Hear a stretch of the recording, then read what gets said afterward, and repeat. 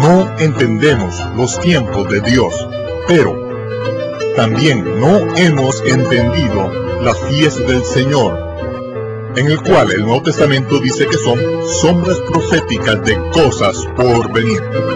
Las profecías en las fiestas del Señor, presentado por Michael Root. Shalom, les habla Michael Root desde los jardines del Ofel en Jerusalén. Esa antigua ciudad ha sido testigo de una gran diversidad de prácticas religiosas, desde los sacrificios humanos ofrecidos por los cananeos a Astarte, la diosa de la fertilidad, a las oraciones de los musulmanes que actualmente ofrecen a diario a Allah.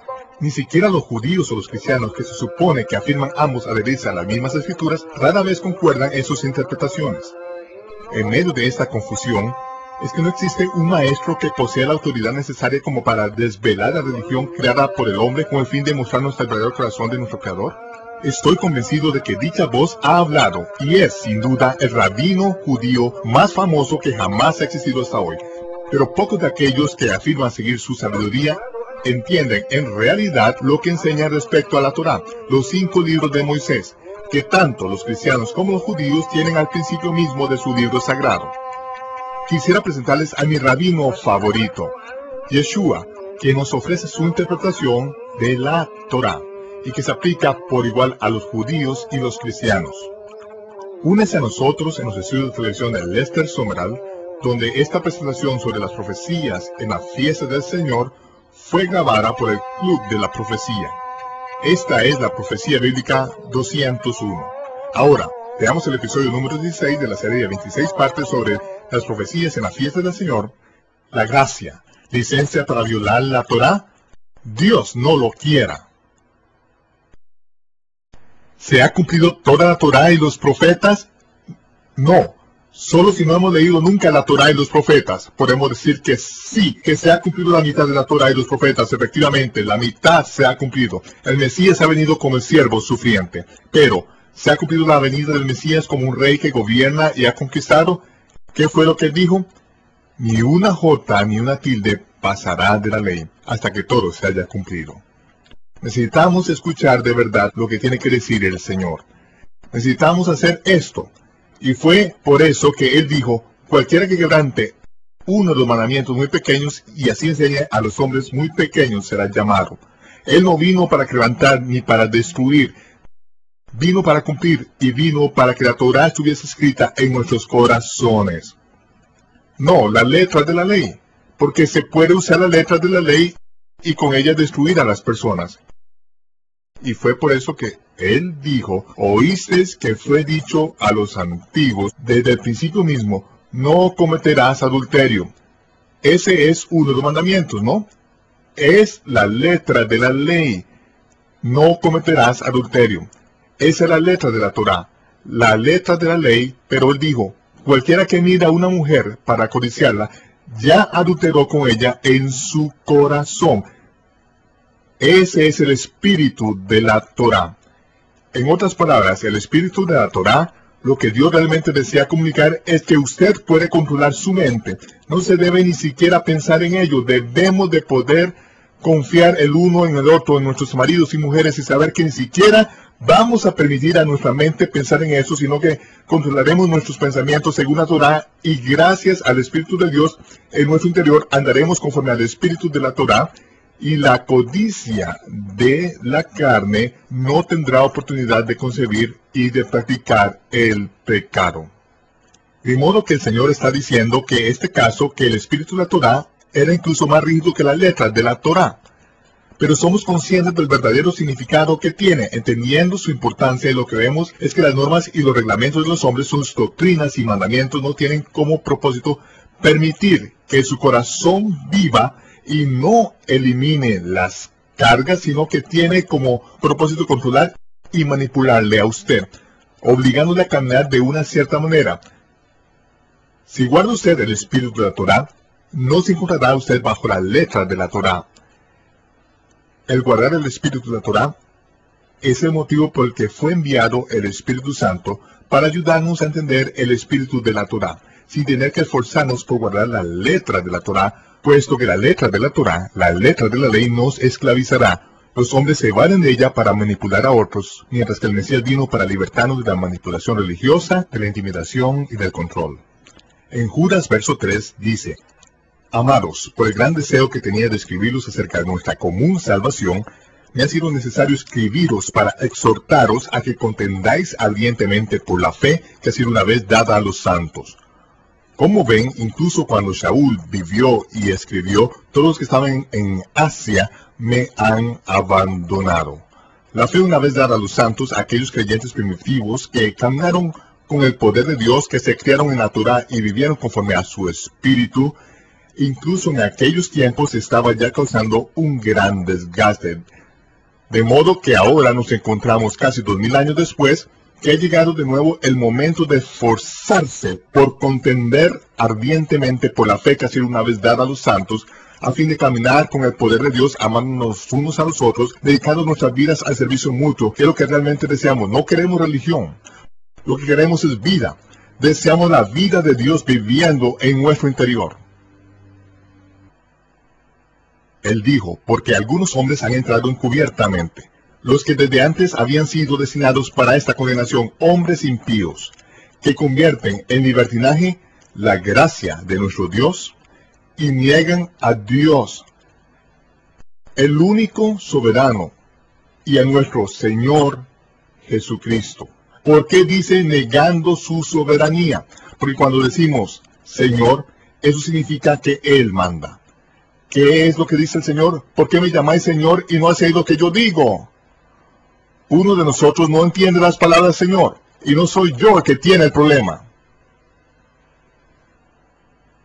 Es debido a que hombres malvados han convertido la gracia de Dios en licencia para pecar y para vivir como les parece. ¿Pero qué dicen las Escrituras? Todo aquel que viene a mí y oye mis palabras y las obedece, os indicaré a quién es semejante. Cuando le llamamos Señor y hacemos lo que Él nos manda, eso es doctrina, es una buena doctrina. La doctrina no es sentarse en un banco y creer, es lo que hacemos. La teología es cuando nos sentamos y pensamos. Y si usted y yo no podemos discrepar sobre teología y seguir siendo amigos, tenemos graves problemas mentales. Podemos estar en desacuerdo sobre teología, es lo que pensamos, pero ¿estamos haciendo lo que Él nos dijo que hiciésemos?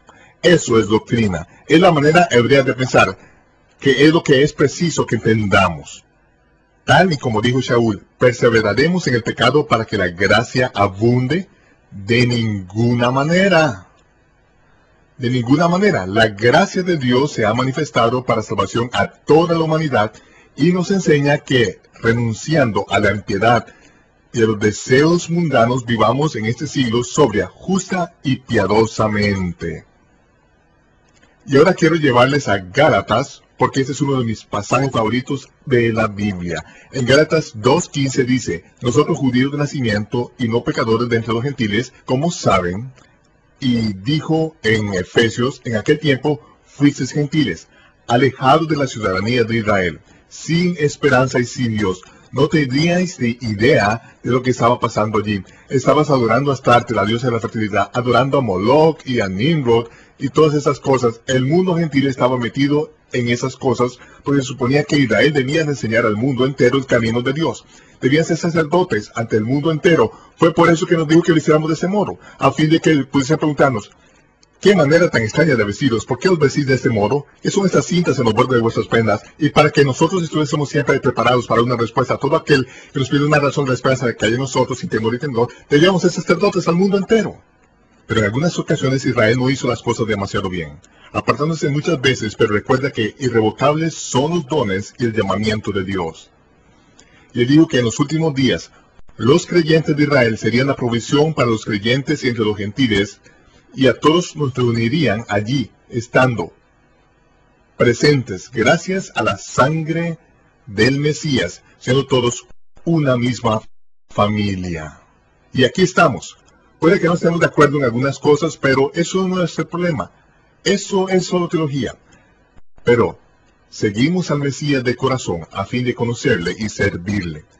Como dicen Gálatas, nosotros judíos de nacimiento y no pecadores de entre los gentiles, sabiendo que el hombre no es justificado por las obras de la ley, sino por la fe en el Mesías. Nosotros los judíos sabemos que nadie se justifica guardando la fiesta de los tabernáculos. No se consigue la justificación de ese modo por la fiesta de los tabernáculos, es una celebración. Es algo que Dios nos permite celebrar. Es una maravillosa bendición y los judíos no creen equivocadamente que se podrán justificar o salvar por las obras de la ley. Abraham creyó a Dios y le fue contado por justicia, por rectitud.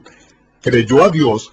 La fe fue lo que Dios habría de poner al alcance de su pueblo a lo largo de los siglos. Nosotros, judíos de nacimiento, sabemos que el hombre no es justificado por las obras de la ley, sino por la fe en el Mesías. Incluso nosotros los judíos que hemos creído en Jesucristo, somos justificados por la fe y no por las obras de la ley. Porque ninguna carne se justificará por las obras de la ley. Y esto es algo que es preciso comunicar al mundo gentil de un modo muy gráfico, muy importante, porque lo que ha sucedido es que los gentiles han adoptado las normas y los reglamentos, las doctrinas y los mandamientos de los hombres. Si no estás en un edificio determinado a una hora determinada y no estás en él durante un número determinado de horas de una manera fiel y entregas una parte determinada de tu dinero a una organización determinada, te echarán a la calle. Estás siendo infiel, vas a ir al infierno, seguramente te echarán del edificio. Porque toda tu vida ha establecido una serie de normas y reglamentos sobre ti, y tú has sentido que tu justicia depende de que tú te adhieras a las normas y reglamentos concretos de una denominación particular, pero no te justificas por las obras de la ley. Solamente puedes justificarte por la fe en el Mesías. Eso es lo único que te justificará. Es lo único que te justificará a cualquier persona en Israel. Eso es todo. Eso es todo. Y eso es lo que se supone que los judíos deben de enseñar a los gentiles. Vemos que los fariseos seguían estas mismas cosas, las mismas normas, reglamentos, doctrinas y mandamientos de los hombres. El Mesías vino con el fin de dar el traste con todas ellas. Y yo estoy aquí para hacer lo mismo ahora. Tú vives en una cultura diferente, pero sigues viviendo bajo la misma idea equivocada, creyendo que te justificas por las obras de la ley. Y me da igual cuál sea tu denominación, las obras de la ley no te justificarán, especialmente cuando se valen de las escrituras y las tuercen, para luego intentar controlar las acciones por medio de ellas. Tú has sido libertado por el Mesías. Sé libre. Y Dios dijo que sirva para señales, para las estaciones, los días y los años. Y ahora vamos a ver las estaciones. Como he dicho, en las escrituras hebreas, la palabra estación es Moedim, que son las fiestas del Señor. Y le habló el Señor a Moisés y le dijo, las fiestas solemnes del Señor, las cuales proclamaréis como santas convocaciones, santos mikra, ensayos sagrados. Estas son mis fiestas. Y vemos que en el capítulo 23, versículos del 1 al 21, es donde están todos los detalles sobre las fiestas de primavera del Señor, del versículo 1 al 21.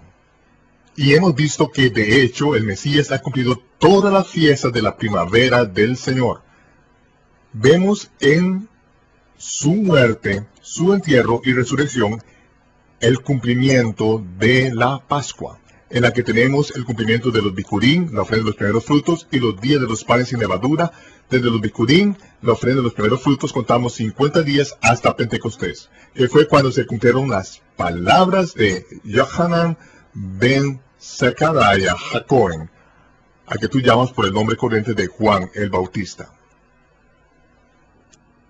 Sin embargo, Yohanan era hijo de Zacarías y era un Cohen, perteneciendo a la familia de los Coat. Su padre sirvió en el lugar sagrado en el templo y hallamos que el relato histórico de esta situación se encuentra en el Evangelio de Lucas.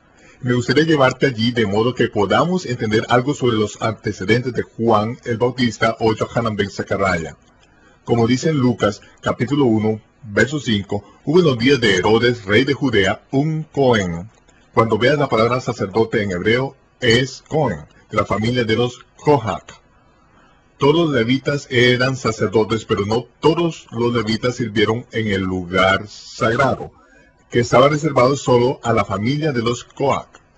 Y el sumo sacerdote era el Cohen Gadol, o el gran Cohen, el sumo Cohen, el sumo sacerdote. Zacarías no fue sumo sacerdote, pero se dice que fue un sacerdote llamado Zacarías de la orden de Abías. Su mujer era de las hijas de Aarón y se llamaba Elisheba. Ambos eran justos delante de Dios y andaban irreprensibles en todos los mandamientos y ordenanzas del Señor durante toda la vida. Vivieron conforme a los mandamientos y las ordenanzas del Señor y fueron irreprensibles. Pero no tenían hijos, y eran ya ancianos. Elizabeth era estéril, ambos eran ya de edad avanzada. Aconteció que ejerciendo Zacarías el sacerdocio delante de Dios, según el orden de su clase, le tocó en suerte entrar conforme a la costumbre del sacerdocio en el santuario del Señor para ofrecer el incienso. Y aquí se nos ofrece una ecuación matemática en el libro de Lucas. Para empezar, Zacarías era de la orden de Abías, que era el 8º curso según dicen en Segunda de Crónicas. Hay 24 cursos de sacerdotes y esos sacerdotes servían una vez a la semana, 2 veces al año. 24 cursos, 2 veces al año serían 48 semanas. Aún nos quedan unas cuantas semanas, ¿verdad? Y todos los sacerdotes se ocuparían de todas ellas como parte de su obligación, teniendo que acudir y servir en las fiestas del Señor, a las que acudiría todo Israel, de modo que era preciso que estuvieran todos los sacerdotes de turno durante este periodo concreto. Y los cursos de los sacerdotes comenzaban el primer Shabbat después del mes del Aviv, de modo que podemos seguir la pista y ver cuándo el orden de Abías servía en el templo. En este año en particular, el orden de Abías estaba sirviendo en el templo y siendo responsable de lo que sucedía en el lugar santo durante la semana de Shavuot. Shavuot o Pentecostés empieza el primer día de la semana. El orden de Abías empezaba allí mismo, en el mismo momento del Shabbat, y en ese momento eran responsables de todo lo que sucedía en el templo durante este periodo de tiempo. Zacarías era ya bien anciano, y también lo era su mujer Elisheba. Ella era estéril. Como ves, a pesar de guardar los mandamientos del Señor, de ser irreprensibles, el pueblo lo llamaba estéril, la cual era un insulto, porque las Escrituras dicen que si guardamos los mandamientos y las ordenanzas del Señor, llevaremos fruto. De modo que pensaron que algo estaba mal, que debía de existir algún pecado oculto, pero a pesar de ello, el testimonio del mundo era que el matrimonio era irreprensible. Zacarías era ya anciano, y según el orden de Abías, estaba sirviendo en el templo, y dice que le tocó en suerte entrar para cumplir su oficio sacerdotal, que consistía en quemar el incienso en el lugar sagrado. Ese honor solo se concede a un hombre una vez en su vida. Solo una vez, y quemaba el incienso sobre el altar del incienso. Eso era todo lo que podía hacer. Zacarías es ya un anciano y no había estado nunca en el lugar sagrado para quemar incienso sobre el altar del incienso. Dice, toda la familia del pueblo estaba afuera orando a la hora del incienso. Aquella era la hora misma en que se quemaba el incienso sobre el altar en ese día solemne de Shavuot de Pentecostés. Ya Zacarías le había tocado en suerte. Este anciano al final de su vida logra por fin entrar a quemar incienso sobre el altar del incienso, de modo que cogen el brasero y se colocan ante el altar para quemar incienso. Al acercarse y entrar en el lugar sagrado, no había ningún otro sacerdote con él. Toda la multitud del pueblo, los cientos de miles de personas estaban afuera, abarrotadas en el monte del templo, y todos estaban orando en silencio, mientras Zacarías, el anciano sacerdote, entraba en el templo. Al hallarse en el interior, a la derecha del ángel del incienso, el ángel Gabriel apareció ante él, y Zacarías se echó a temblar. Aquello era algo que no sucedía todos los días, ni cada año, y a este hombre solo le sucedió una vez en toda su vida. Al entrar en el templo se le aparece un ángel, y los ángeles no aparecen por todas las esquinas de las calles de Jerusalén cada semana. Así que está temblando, se siente atemorizado, y el ángel le dice de inmediato: Zacarías, no temas, porque tu oración ha sido oída, y tu mujer dará a luz un hijo. Elisheba dará a luz un hijo y le pondrás por nombre Juan. Irá delante del Señor, y él, delante de él, con el espíritu y el poder de Elías. Ahora, el ángel, como vemos, se identifica y le dice: tu oración ha sido oída y vas a tener un hijo. La verdad es que hacía mucho que Zacarías había dejado de pedir por un hijo en oración. ¿Por qué? Porque responde: ¿en qué conoceré esto? Porque yo soy viejo y mi mujer es de edad avanzada. Se le ha pasado ya la edad en que pueda concebir, así que parece que ha llegado un poco de retraso, Gabriel. ¿Cómo voy a saber esto? No creo que hubiese orado pidiendo un hijo durante muchos años, y daba la impresión de que no había esperanza y que se iba a morir sin tener descendencia. Pero a pesar de ello, Dios tenía un plan y le envió a un ángel para decirle: tu mujer va a tener un hijo, y va a venir con el espíritu y el poder de Elías, y va a preparar el camino para el Mesías que ha de venir. Bueno, contestó: ¿en qué conoceré esto? Porque yo soy viejo y mi mujer es de edad avanzada. El ángel Gabriel se colocó ante él y le dijo: mira, yo soy Gabriel y estoy en la presencia del Dios Todopoderoso y he sido enviado para darte este mensaje. ¿Es que no te basta con eso? ¿Necesitas algo más? Ahora, te vas a quedar sordo y no podrás hablar hasta que sucedan todas estas cosas. Tu Biblia, versión King James, dice mudo sin poder hablar. Pero el texto arameo dice sordo y mudo. Eso es algo que vemos más adelante cuando 9 meses después llegó el momento de circuncidar al niño, porque Elizabeth tuvo un hijo. Cuando llegó el momento de presentar a su hijo al 8º día, cuando el Moel Goldberg fue para circuncidar al niño, el Moel preguntó: ¿cuál será su nombre?